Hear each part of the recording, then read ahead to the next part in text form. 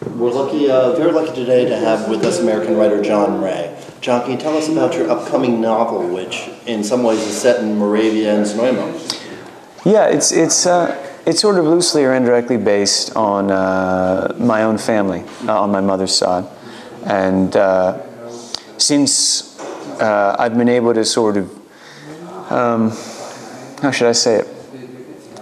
And a very interesting starting point for me seemed to be with my great-great-grandfather, who's from Moravia. Okay. So my new novel begins in the town of Sonoma, okay. Which is not, in fact, where my great-great-grandfather was from. Where was he from? He was from a tiny little town. Well, he sort of moved around, but he did spend some time in Znojmo. Znojmo is a beautiful town, first of all, and I got really interested in the pickle trade.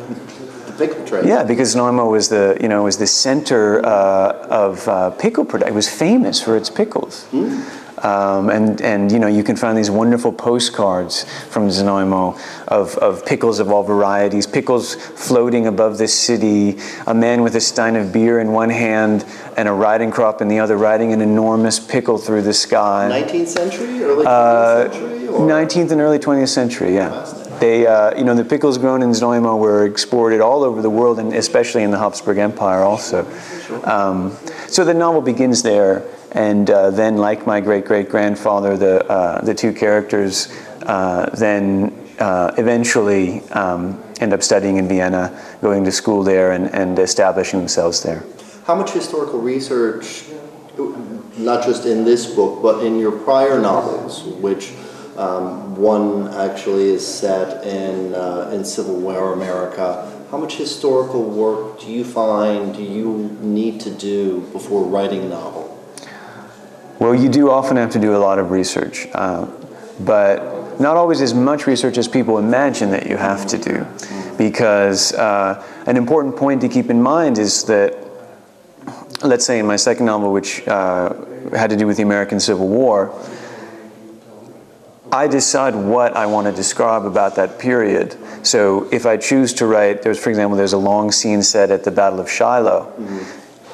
The idea is to write with such authority that someone reading your account of the Battle of Shiloh will not only believe that you know about the Battle of Shiloh, but they'll believe that you know about every skirmish that ever took place in this course of the Civil War, but in fact you can focus on the Battle of Shiloh. So that's part of it. And then also you do research until this strange point, this kind of magical moment occurs when you feel like that you can start making things up. You can start inventing things, and they'll be plausible and in line with the period and what's historically known. The only advice that I ever give when I'm asked to give advice for people who are just starting out writing is that you have to read as much as possible and as broadly as possible. I've found with my students, some of them think that if they're writing a thriller, they should only read thrillers. But of course that's not true. So read as widely as possible and as voraciously as possible, because that's the only way that you'll kind of absorb the skill set that you need. But even more importantly, just persevere and be as tenacious as you can possibly be, and develop an ability to take the sort of rabbit punches that a largely indifferent world doles out to you. Right.